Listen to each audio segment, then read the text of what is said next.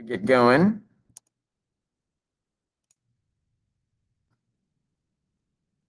So let's see, this is the one that we want.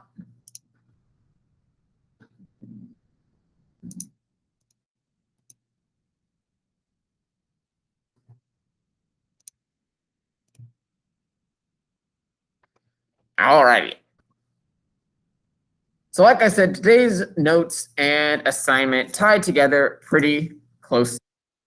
So the assignment is one that, again, I didn't really have a good way to translate it into a Google form version. So it's just in a Google Doc version that you can directly type into.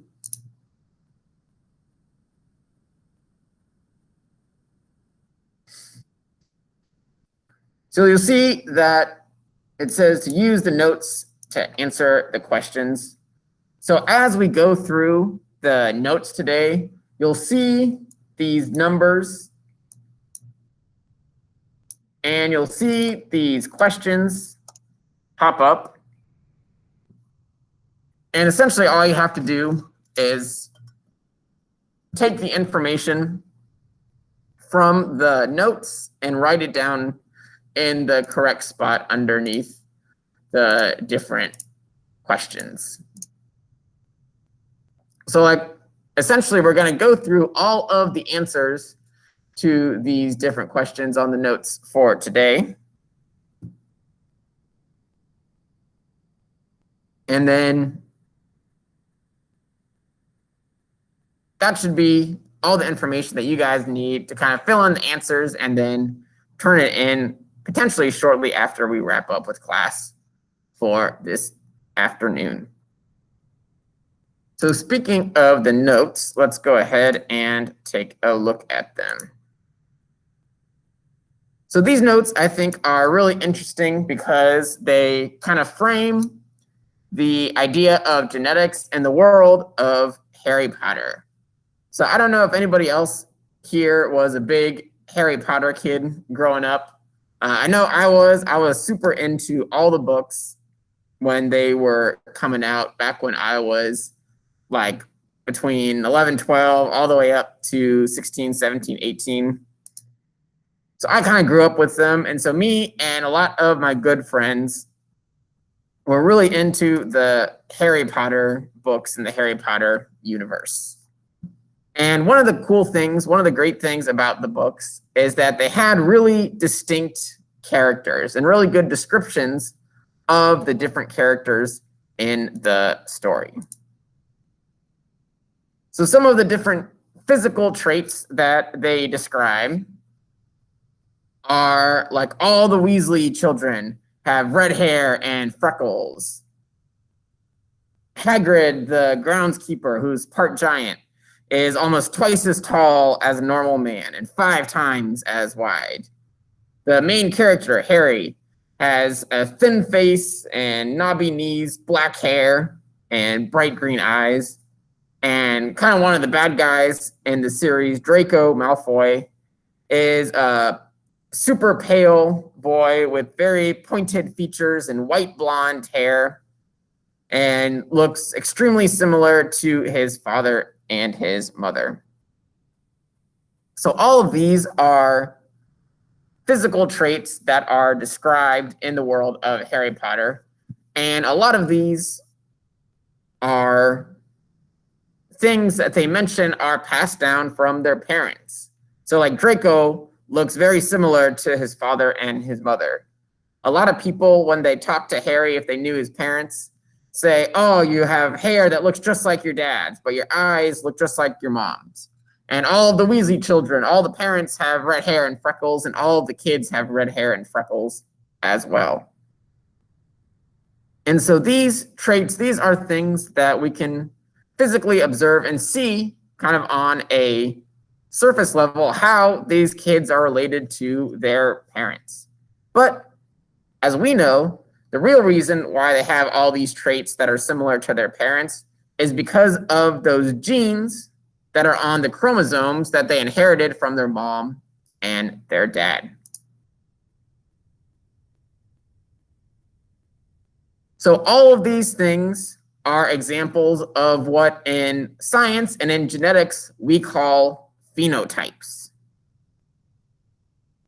So phenotypes is something that you'll hear come up a lot over the next hour or so.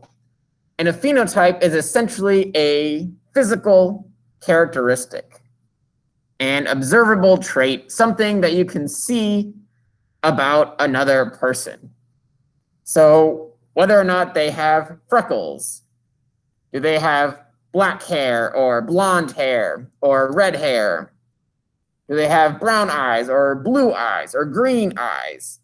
Are they really tall? Are they really short? Are they really lanky and skinny? Are they really big and chunky? These are all phenotypes. Things that we can observe, things that we can see about a person.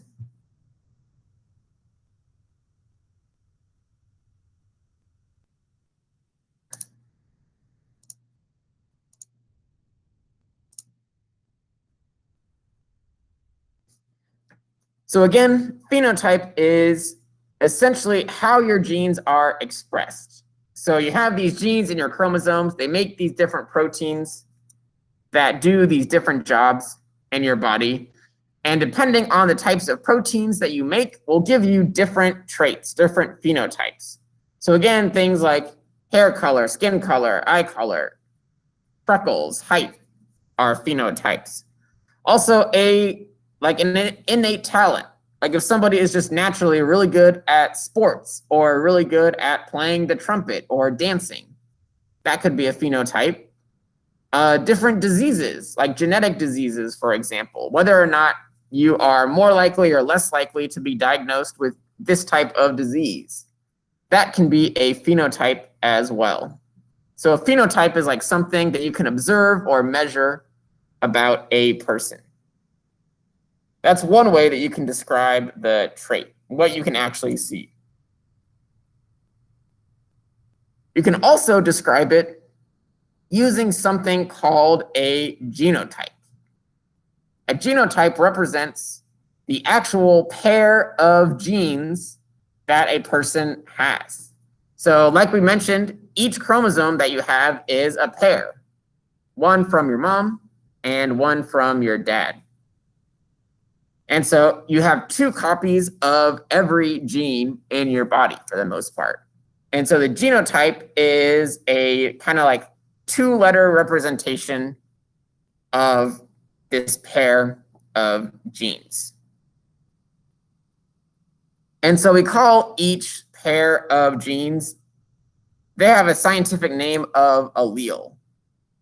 So an allele is like different forms of a gene. So like I was just saying, we have homologous chromosomes. We have 2 copies of every chromosome, and they both have the same gene on them. So for example, I forget exactly which one, I think it's chromosome 7 has your hair color gene. So both your mom and dad's copy of chromosome 7 have a hair color gene. But one of those might be the brown hair gene, and one of those might be the red hair gene. And those different types are called alleles. So alleles are the different forms of a gene, and a genotype is a way of expressing the alleles that you have. So some examples that we're going to do today are freckles.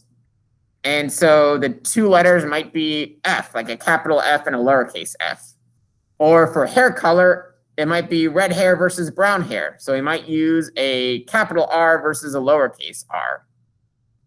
For eye color, you could have a brown and green eyes. So a capital B and a lowercase b. So if you see a gene represented or a trait represented by 2 letters that are together, that's called the genotype.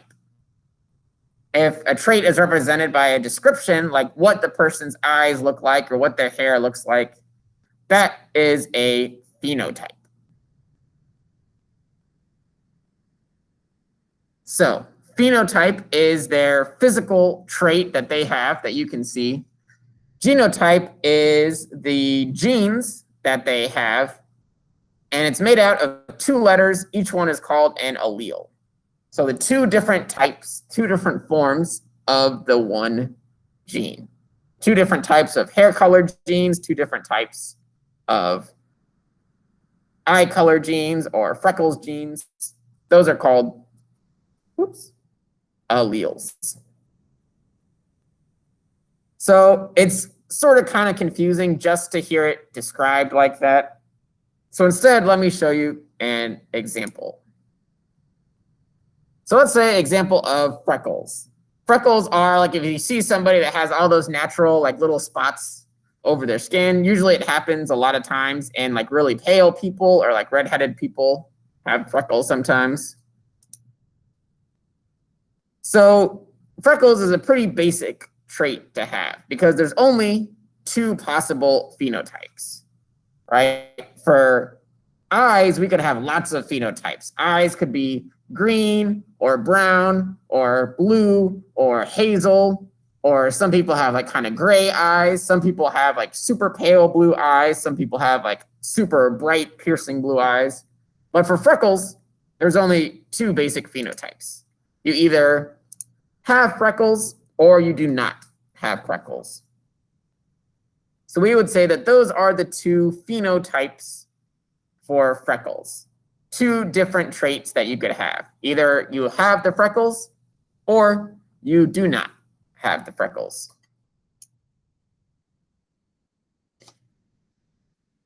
So our genotype, we can use the letter F to represent freckles.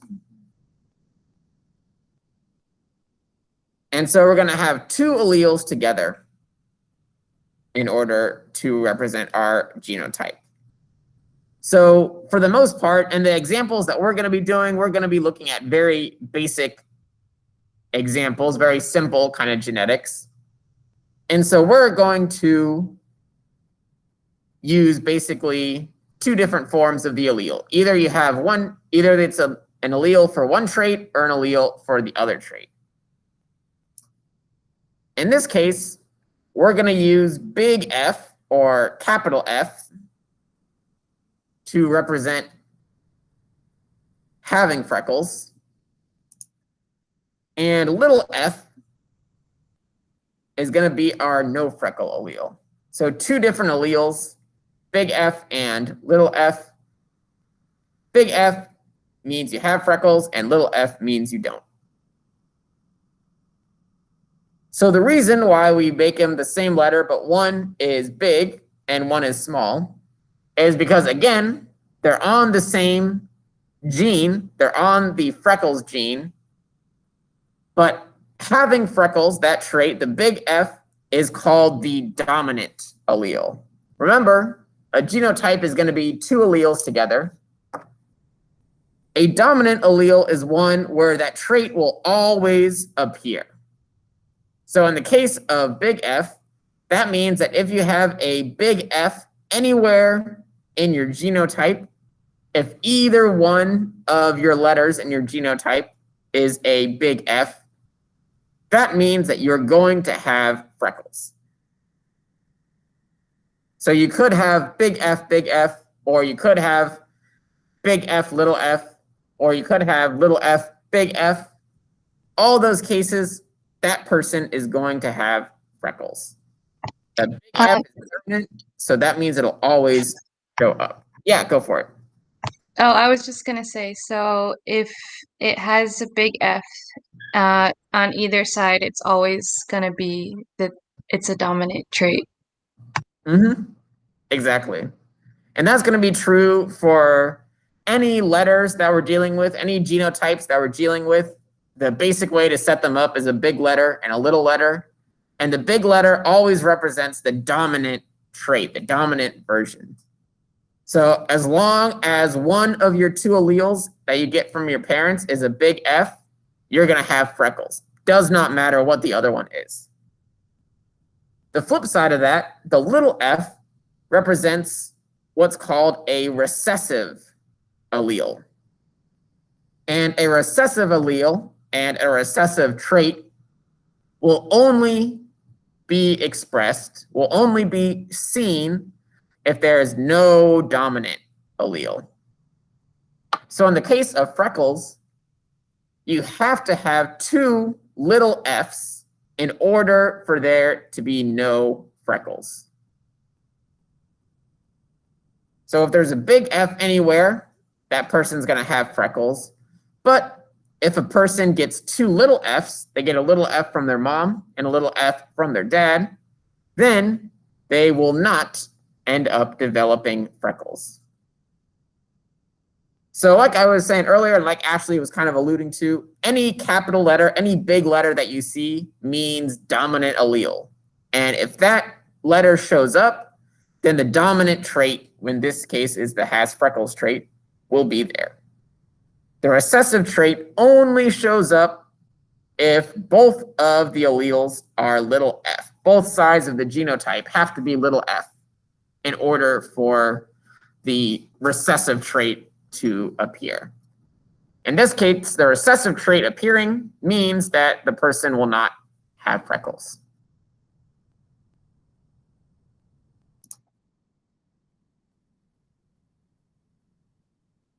So before we move into actually looking at some different examples of this, I know I've just thrown a whole bunch of vocabulary and a whole bunch of different words at you in the last like 10 minutes. Does anybody have any questions so far? Anything about alleles or genotypes or phenotypes that you're still a little bit confused about?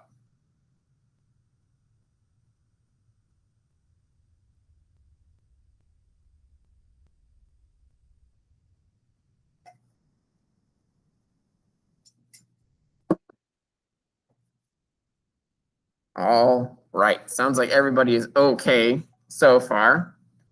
So the first question, so this would be like the first question on your worksheet, the first on the assignment, number 1 right here asks, okay, so we know that our alleles are going to be big F and little f. So what are all the possible different combinations, the possible genotypes that we can get using a big F and a little f? I'll do this one for you guys, and then we have another very similar one a little bit later on that I'll have you guys help me with. So if we have big F and little f, then there are 3 possible combinations that we could have. We could have big F, big F. That could be our genotype, in which case that person is going to have Freckles. Right? We have our dominant allele that's showing up. In this case, we have 2 dominant alleles, but it doesn't really matter. As long as we have 1, the person's going to have Freckles. One thing that I want to point out is that having 2 dominant alleles does not like enhance the trait in this case. So you're not going to have super Freckles if you have 2 big Fs. The only 2 traits are you have Freckles or you don't. So big F means you're going to have Freckles. On the opposite side, you could have little f. So you could have 2 dominant. You could have 2 recessive, and little f means you're going to have no Freckles. And then the third possibility is you could have a mix. So 1 big F and 1 little f means that you will have Freckles. Usually for the mix, this mix condition, we never put it as little big. We just, the way that it's done, you just always put it as big little. And so if you have this mix, if you have big little, that person is going to get the dominant trait. They have the dominant allele showing up. So our dominant trait is going to be there. That person's going to have Freckles. So 2 of these different genotypes, big F, and big F, little f, will give us Freckles. And the 1 genotype, little f, will give us no Freckles. So again, with this dominant recessive stuff, you only have to have one dominant allele, one big F, for the trait to show up. For the dominant trait, I should say, to show up. But in order for the recessive trait to show up, you need two recessive alleles. Both alleles have to be recessive for the recessive trait to be there.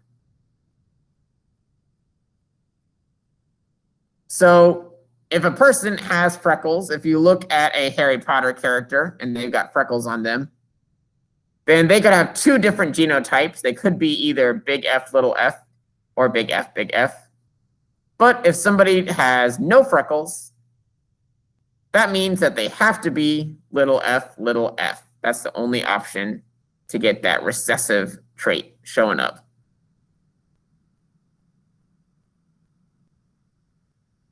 All right, so for freckles, our two alleles are big F and little f. And so we can have three different genotypes: big, big, big, little, and little, little.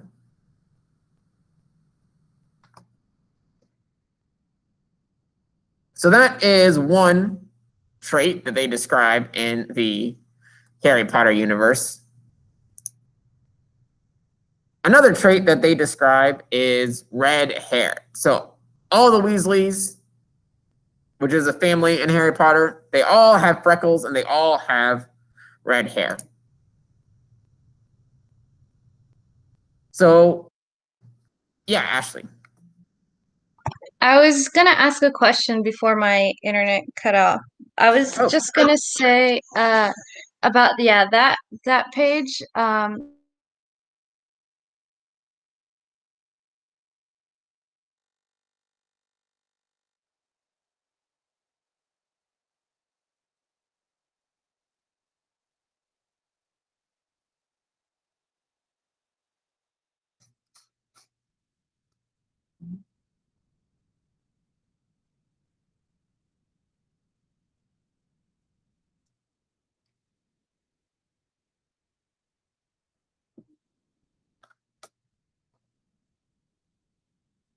Did you still have a question about this page?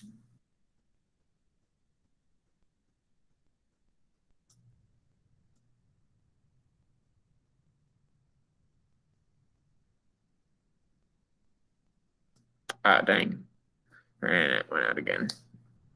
All right, well, hopefully she can come back and ask soon. So if we're looking at hair color. Oh, Ashley, you're back. Can you hear me? Yeah, I can hear you. I don't know why my internet's doing that. I was just gonna ask if we had to put the two lowercase f on the sheet still, even though it was for the freckles. Do you know what I mean? Because if it's the FF, then you won't have freckles. Right. Yes, you should still write it down, because question number 1 just wants to know what are all the different possibilities for the F and F alleles. Okay, I was just wondering about that. Thank you. Yeah.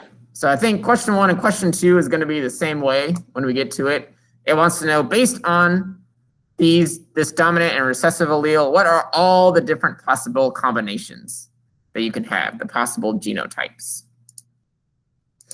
So, like I said, number 2 has to do with hair color. So in this case, most of the Weasleys have red hair, which is a recessive trait. So brown hair is dominant, red hair is recessive. So for today, we'll use the letter R to represent hair color. So the recessive trait, it could be represented with a little r, and the dominant trait could be represented with a big R. So a big R will represent somebody gets the brown hair, and little r represents somebody getting red hair. So again, in order to have that red hair, you need two little r alleles. So if you think about that freckle example that we just had, now we have a very similar example with hair color. So using little r and big R, what are the 3 possible genotypes that we could have with this combination?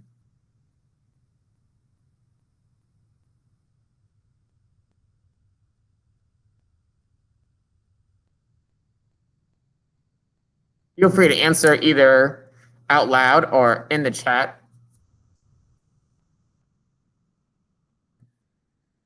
Hey, Ashley's got it. So our 3 different genotypes could be big R, big R, big R, and little r, right? So this is going to be the same basic combination no matter what trait you have. If you have 1 dominant and 1 recessive allele, these are the 3 different genotypes that you could produce. You could have 2 dominant ones together. You could have 2 recessive ones together. Or you could have a mix of dominant and recessive. So in this case, our 3 genotypes, big R, big R, big R, and little r. And we know that big R is our dominant trait, and it represents having brown hair. So if somebody gets big R, they're going to have brown hair. If somebody gets big R, they're going to get brown hair, because as long as you have 1 dominant trait, 1 big letter, you'll have brown hair. Only people that have little r will end up getting red hair. So because red is recessive, because it's that little r, you need 2 of them in order for the red to show up. If you have even 1 dominant allele there, it basically overpowers the recessive one, and we just do whatever the dominant one says to do. So big R, and big R, little r will give us brown hair. Only little r will give us red hair. So that was question number 2 on the homework, dealing with the genotypes for big R and little r. We have big, big little, and little.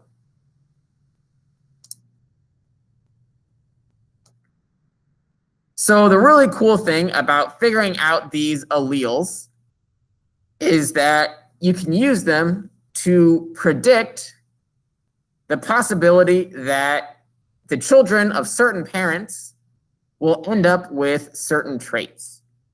If you know the alleles of both parents, you can use a cool thing called a Punnett square. Punnett being the name of probably the old white guy that discovered this or came up with this idea. But a Punnett square is a way to make a prediction about how likely is it that your kid is going to be a brown-haired kid versus a red-haired kid.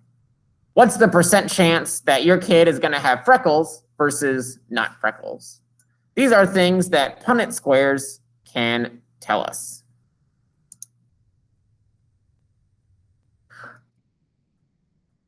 So for question number 3, right here, we're going to look at a specific case of freckles, where the mom has freckles and the dad does not have freckles.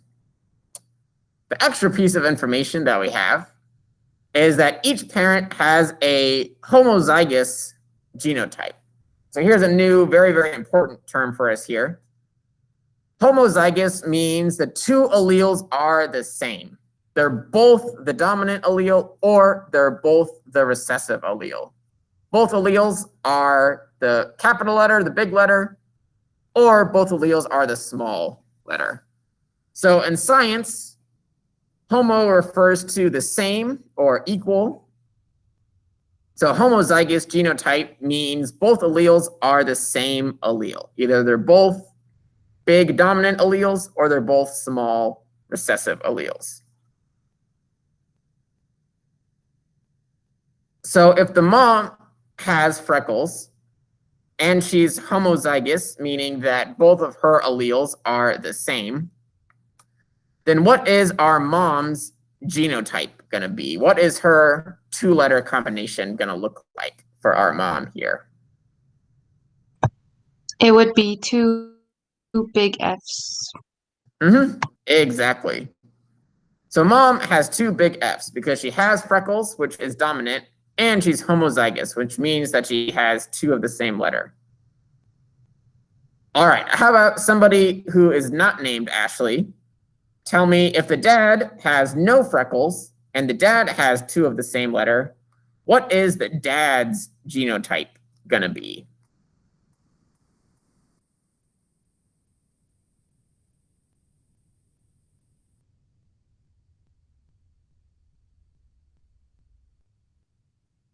So what possible combination of letters could the dad have if he has the recessive trait of no freckles and both of the letters, both of his alleles are the same, which they'd be anyway. One lowercase and one bigger case, right? Or no? Not quite, because remember, if homozygous means that both letters will be the same. So they'll both be small or they'll both be big. And so the dad has no freckles, which is recessive. So if you're recessive, does that mean that you have the big letters or the small letters?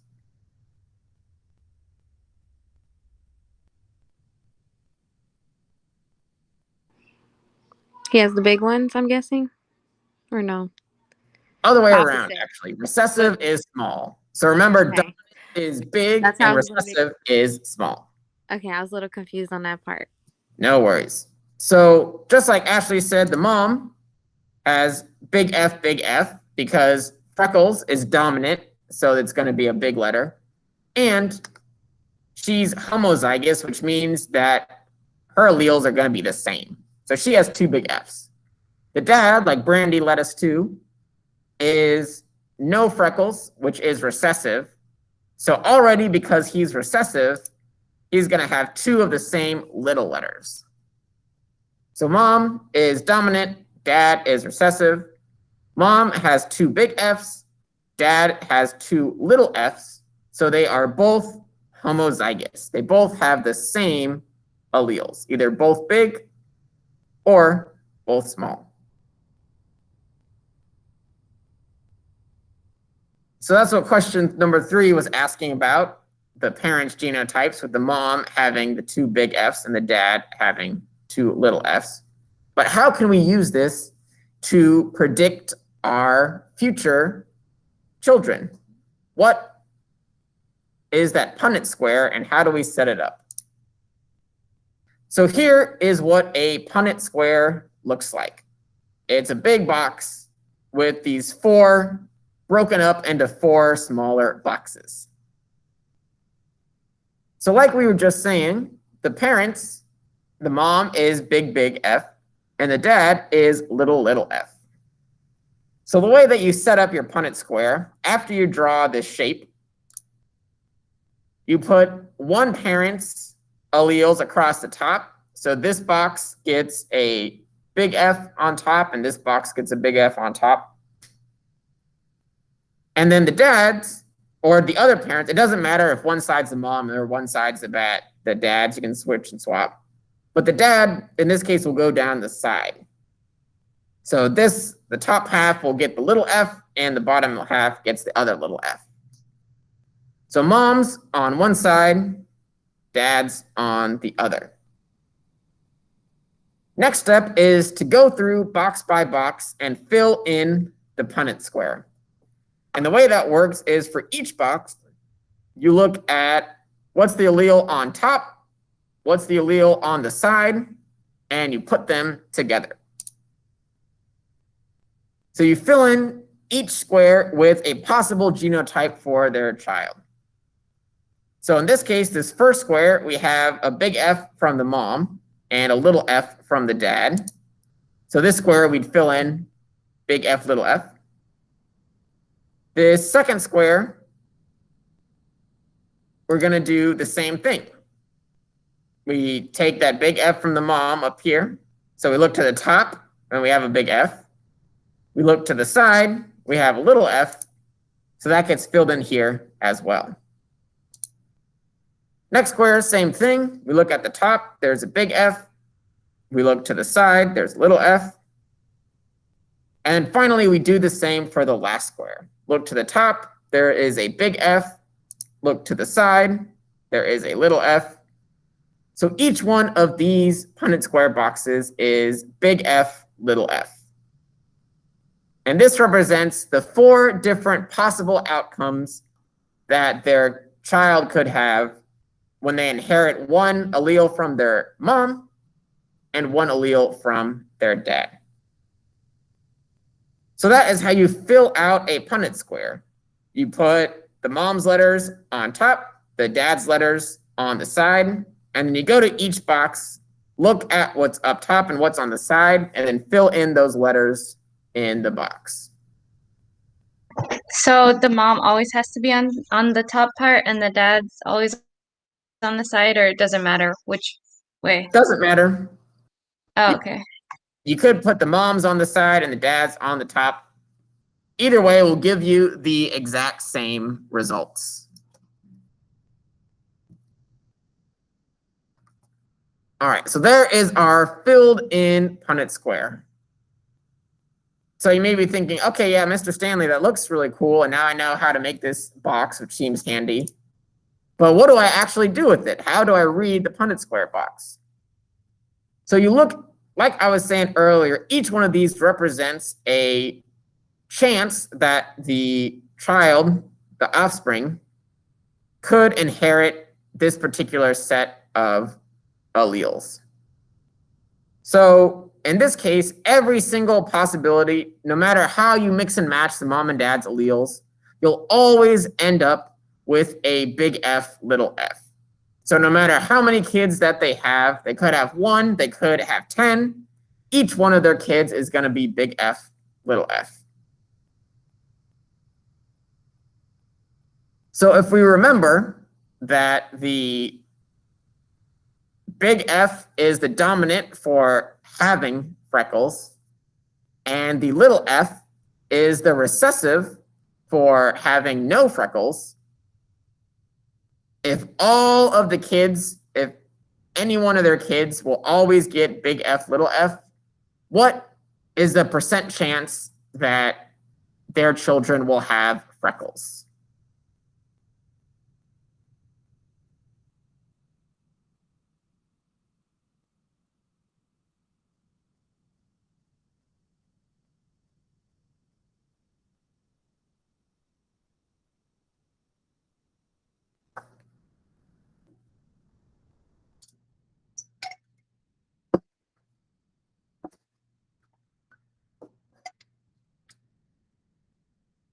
So if big F, little f is the only possibility that's out there for their kids to inherit, that's the only thing that they're going to get,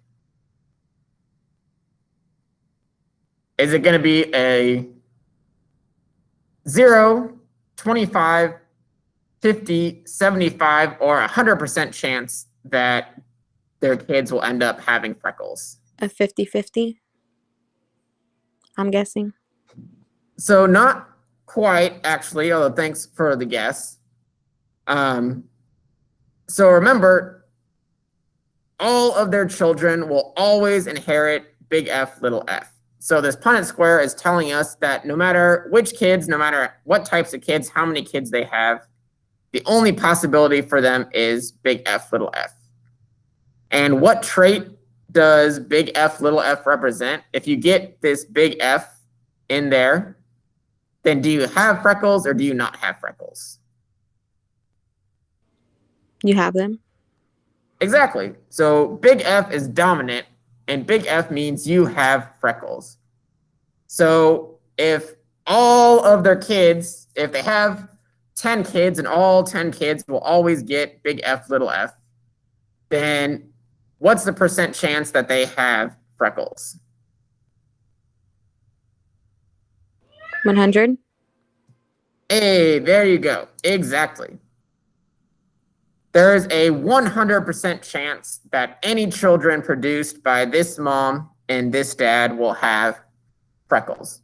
If it helps, you could also think of it as like a 4 out of 4 chance. So if each one of these guys represents like a 1 out of 4 chance of getting these alleles, then these kids have a 4 out of 4 chance, a 100% chance of having freckles. So even though their dad did not have freckles, all of these kids, they could have 3 kids, they could have 5 kids, they could have 10, 15 kids, go crazy. Their kids will always 100% of the time have freckles. So that's what this first Punnett square tells us.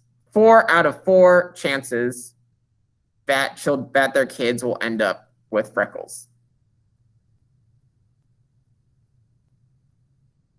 And it's all due to this dominant F right here. They're always going to get that big F from their mom. So they will always end up with freckles because that big F, that having the freckles, is the dominant trait. And again, if you get the dominant one, if you have 2 big Fs or a big F little f, you're going to get freckles no matter what. So 4 big F little f's out of 4 means 100% chance of freckles. All right. So that is the case for 2 homozygous parents. Remember, homozygous means that they have 2 of the same allele. So the mom is homozygous dominant. The dad is homozygous recessive. So these guys will end up producing 100% freckled children. What about if we switch it up a little bit? Let's look at a little bit different case of freckles. So in this case, both the mom and the dad are going to have freckles. So now our dad has freckles on him. But our parents are heterozygous. Hetero in science is a prefix meaning not the same or different. So heterozygous means that the 2 alleles in the gene are different. You do not have the same letter for each allele. You'll have a big letter and a small letter. You won't have too big or too small. You'll have 1 big, 1 small. So if we're dealing with the trait of freckles and both parents are heterozygous, what are going to be the genotypes? What are going to be the 2-letter alleles that the mom and dad both have?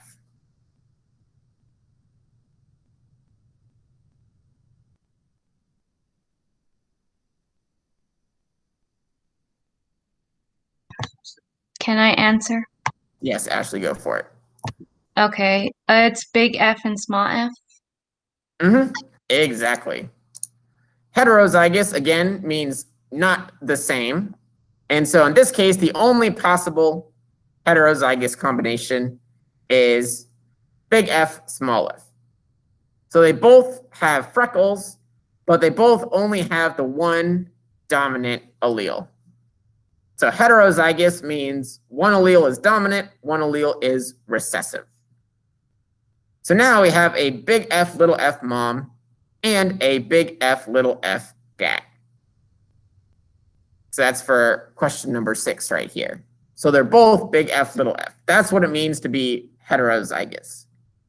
So homozygous, 2 of the same, either 2 big FF or 2 little ff.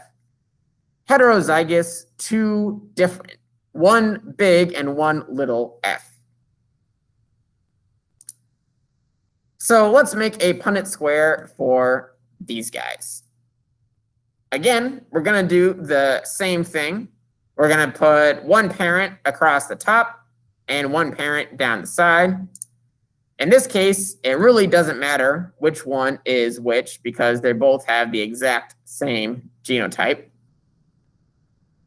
And we're going to use that same process that we had earlier to fill in our Punnett squares here. So this time, I'm going to have you guys help me out a little bit. what is going to go in our first box right here? What's going to be our combination in box number 1 here? 2 big Fs. Exactly. We got this guy, we got this guy. They're going to combine together and give us 2 big Fs. What about this box right here? What is our combination going to be? 1 little f, 1 big F. Exactly. We've got a big one up here. We've got a little one over here. So we have 1 big and 1 little. What about box number 3 over here? What's the combination going to be in this one? 1 big, 1 little. Exactly. We have a big F over here and a little f up here. So that gives us a big F and little f.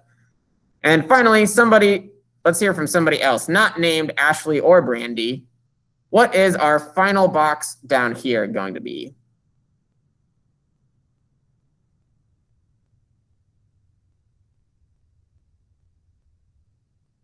Too small f.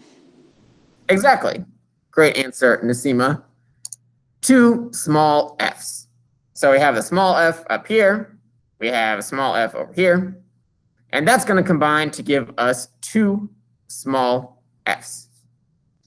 So this Punnett square we filled it out the exact same way as that first one, but it definitely looks a little bit different. Instead of everything being the same, we have a big F, we have a big F, little f, and another big F, little f. And then finally, we have a little f over here. So now comes a little bit tricky part. I want to know what % chance does their child have of having freckles. So this time we have some different combinations of alleles. So how many of these boxes will result in the person having freckles? 3. 3, exactly. This person is going to get freckles right here because they have a big F. This person is going to get freckles. They have a big F and another one. And this person is going to have freckles. They have a big F. So 3 freckle people. So then how many of these boxes represent somebody who is not going to have freckles? Just 1. Exactly. Just 1. This guy down here will not have freckles. So if we have 4 boxes in total, we said one of them means no freckles. But if 3 out of our 4 boxes mean freckles, then what is our % chance that one of their kids will have freckles? 75%. Hey, exactly. So 3 out of 4 is 75%. So there is a 75% probability that their child will have freckles, or a 25% probability of their child not having freckles. So that's the cool thing about genetics, is that even though both parents have freckles, right? They both are big F, little f, they both have freckles, there's still a 25% chance that they can have a kid that does not have freckles. Just like with that first example that we looked at, even though in our first example, the dad did not have freckles, there was still a 100% chance that all of his kids would have freckles. And that is all due to genetics, all due to how these alleles get sorted out and passed on. One important thing to note, and one thing that little baby Michael got confused about when he first learned about Punnett squares back in the day, this does not mean that if you have 3 kids who have freckles, the 4th kid will for sure not have freckles. That's not what the 75-25 means. It just means that each time a kid is conceived and born, there's a 75% chance that they will have freckles and a 25% chance that they won't. So it's kind of like throwing a weighted dice, essentially, each time that they're born. So they won't always have freckles, and they won't ever definitely not have freckles. They will just probably have freckles and rarely not have freckles. All right, excellent job, everybody. Great job of working that Punnett square. So that is how we set up the Punnett square with the alleles on the top and side. That is how we fill in the Punnett square, by looking at the letters and going through the boxes. And that's how you get the information from the Punnett square. You essentially are looking at, out of 4, how many will get one type of trait and how many will get the other trait. How many possibilities are there for the dominant trait, and how many possibilities are there for the recessive trait. In this case, 3 out of 4 possibilities were dominant, so that's where our 75% came from. And 1 out of our 4 was recessive, which is where that 25% chance came from. In that first example, 4 out of 4 were dominant, right? This guy, all these guys were big F, little f. So 4 out of 4 dominant means 100% chance of having freckles. All right, you guys did a really nice job with this Punnett square right here. But does anybody have any questions so far? Anything about the Punnett squares that you're still a little bit confused about or still not really sure how to read?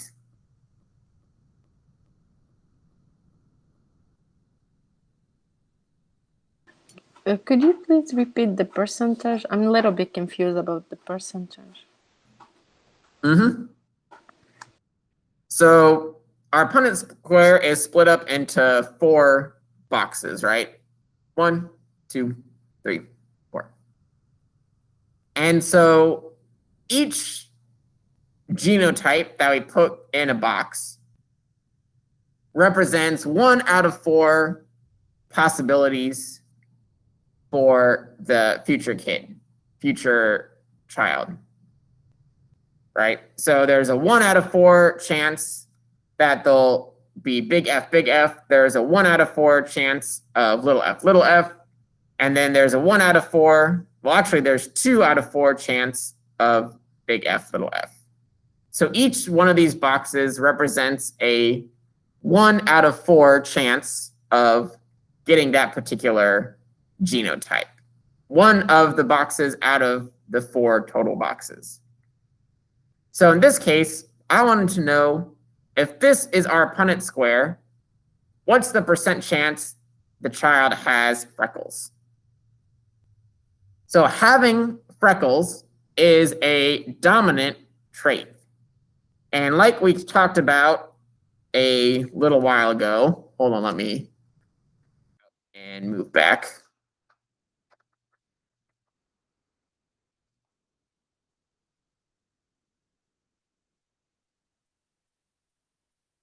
Here we go. So in order to have freckles, you can have big F, or you can have big F, little f. Both of these genotypes will end up with you having freckles. So because big F is dominant, that means that if you get a big F, you're gonna have freckles. So big or big little will give you freckles. So when we were looking at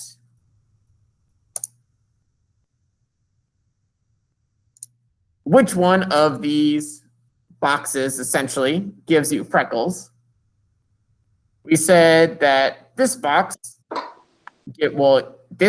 if a child gets this box, they'll have freckles. Big F gives you freckles. Big F, little f gives you freckles, so that's a second box. And big F, little f gives you freckles, so that's a third box. So little f will not give you freckles. So the chance of having freckles is this 1, this 2, and this 3. 3 out of our 4 boxes on the Punnett square gives you freckles. So 3 out of 4 is the same thing as 75%. Right? So 0 out of 4 is 0%. 1 out of 4 is 25. 2 out of 4 is 50. 3 out of 4 is 75. And 4 out of 4 is 100%. In this case, 3 out of those 4 boxes had genotypes that would give you freckles. So we can say that there is a 75% chance that a child born from these parents will have freckles. On the flip side of that, one of these boxes is little f, which is the recessive no freckles trait. So 1 box out of 4 does not give you freckles, and 1 out of 4 is a 25% chance. So there's 25% chance of no freckles. Did that help clear it up a little bit? Yes, very much. Thank you so much. Now I No understand problem. it. Great question. So whenever you go through and fill out your Punnett square, when you want to know a percent chance of if a trait will show up or will not show up, all you have to do is count up how many boxes will give you that trait, or count up how many boxes will not give you that trait. Do that number out of 4, and that will be your percent, either 0, 25, 50, or 75. Or 100, obviously, if they're all the same. All right.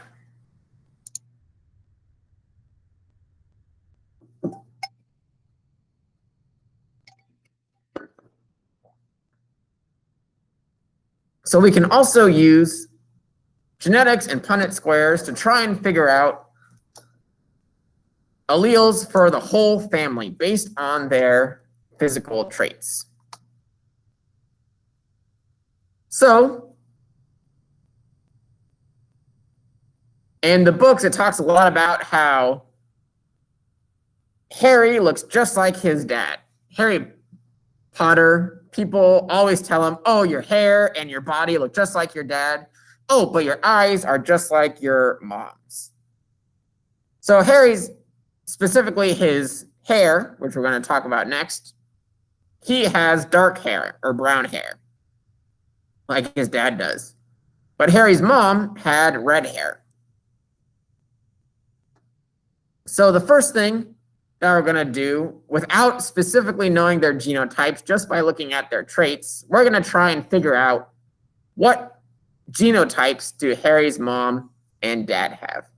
So here are our phenotypes. James, the dad, has brown hair. Lily, the mom, has red hair. And Harry, the son, who the books are all about, has dark hair, brown hair, just like his dad. So, just based on their traits of the mom having red hair and the dad having dark hair or brown hair, what are the possible genotypes that Harry's mom could have? 2 lowercase r's. Exactly. His mom has red hair. Red hair is our recessive trait. And so in order for the recessive trait to show up, you have to have 2 recessive alleles together. So the only way to get red hair is to have little r. 2 recessive hair color alleles gives you red hair in this example. What about the dad? What are the possible genotypes that his dad could have to give him brown hair? 2 big R's. 2 big R's, that is one of the genotypes he could have. Is there another one that would give him 1 big R, 1 lowercase. Exactly. So Harry's dad has 2 different possibilities. Big R, or big R, little r. So just by being able to look at somebody and see their physical traits, you can potentially start narrowing down what their genotypes might be. So his mom has red hair, so she has to be little r, because that's our recessive trait. And the dad has brown hair, our dominant trait. And so he could either have 2 dominant alleles or a dominant and a recessive allele. Either one will end up with dark hair. All right, so those are Harry's parents. His mom is definitely little r, and his dad is either big or big little. So there are 2 potential Punnett squares that we could make for Harry's mom and Harry's dad. So in this case, we're going to put Harry's mom across the top and Harry's dad down the side. And so I'll have you guys fill these in with me really quickly here. What's going to be our first allele right here, or our first genotype right here? Big R, little r. Big R, little r. And then what about down here? 2 little r's. Yep, little.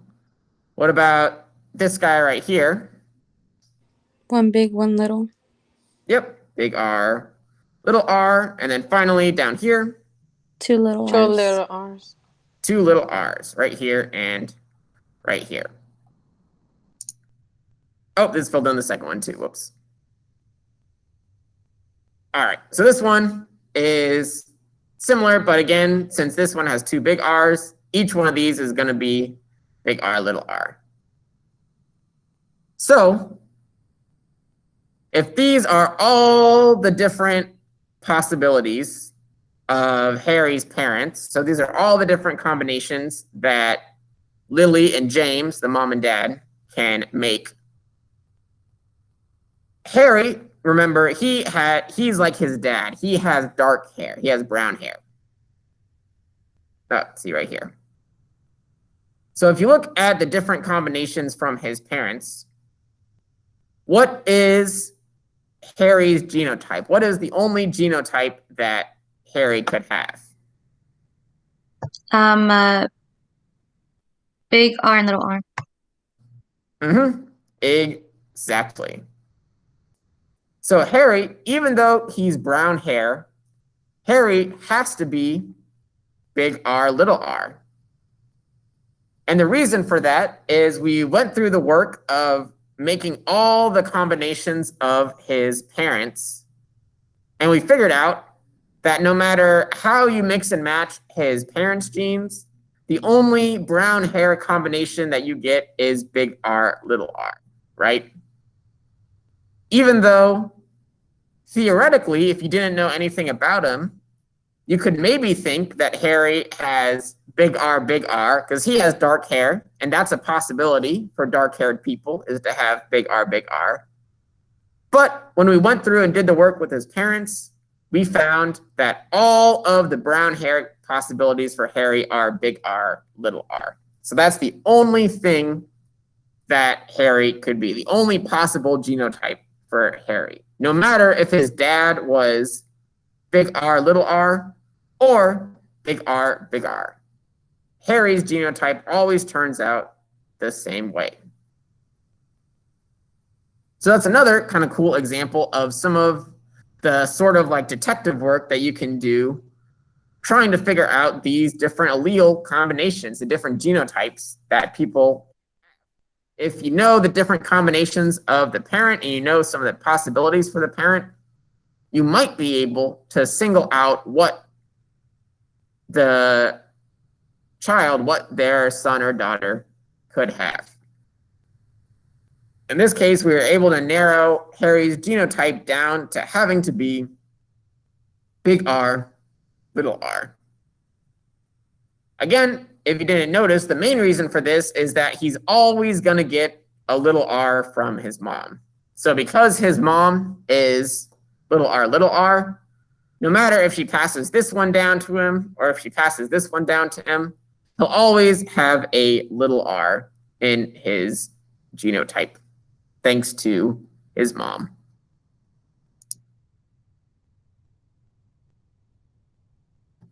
All right, so now we know Harry's genotype. We just figured out that Harry is big R, little r.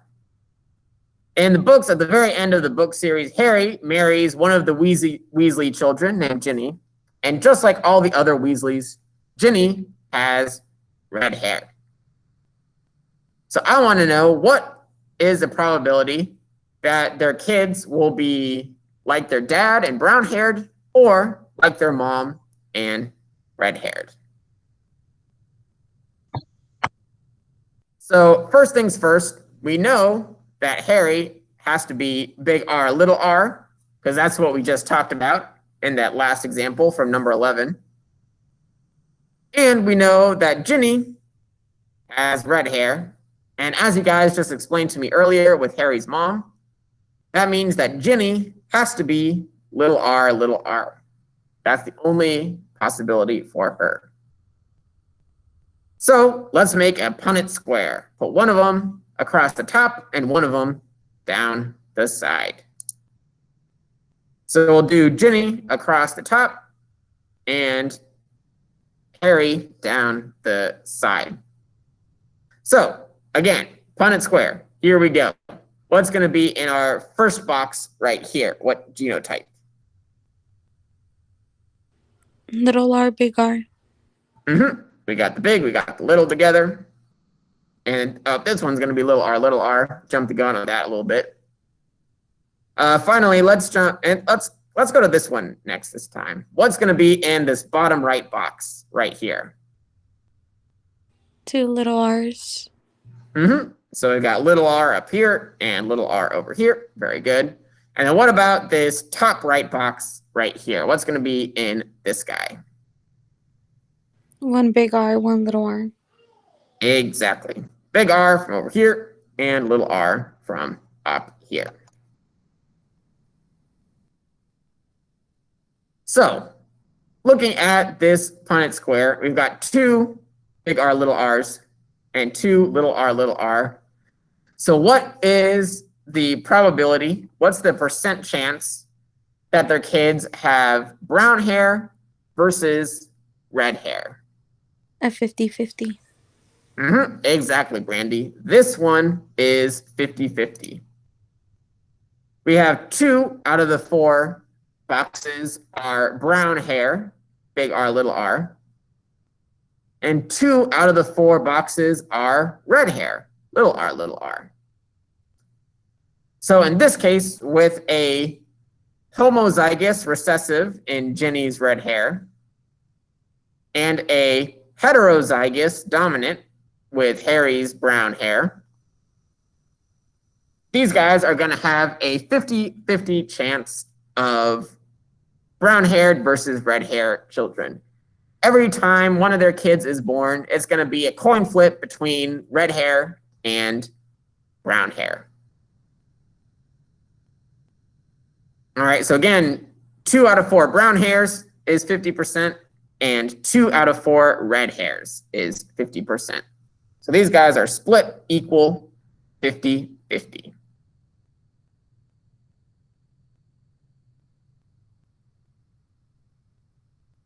All right, anybody have any more questions on the setting up the Punnett squares, figuring out the probabilities, dealing with the dominant versus recessive genotypes, dealing with the homozygous versus heterozygous genotypes?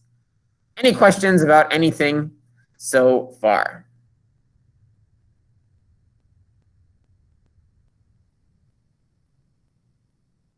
I'm good, thank you. All right, awesome.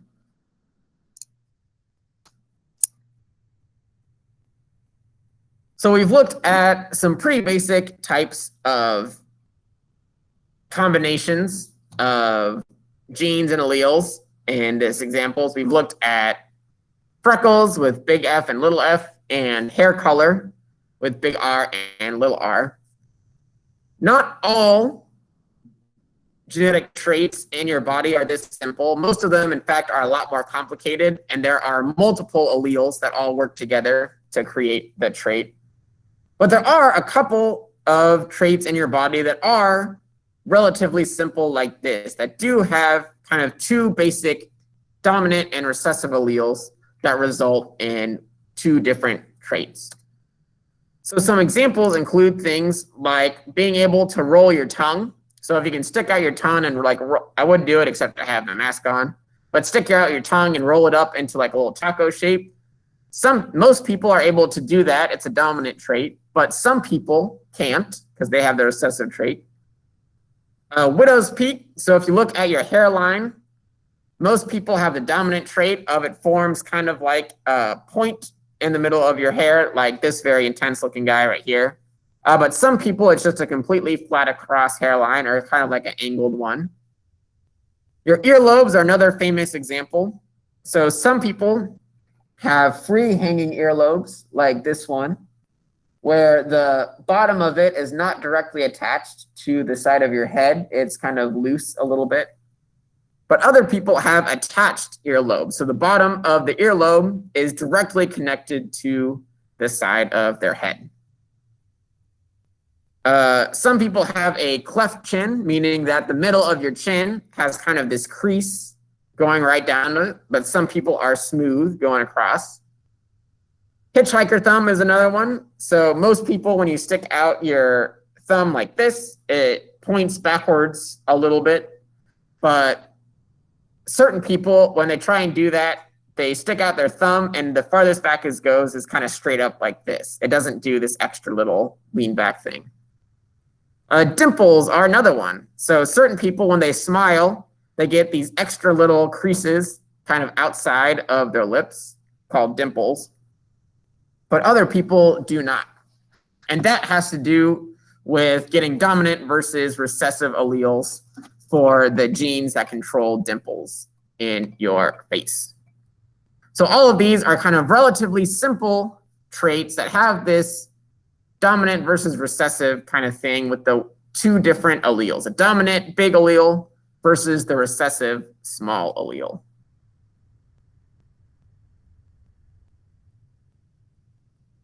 All right.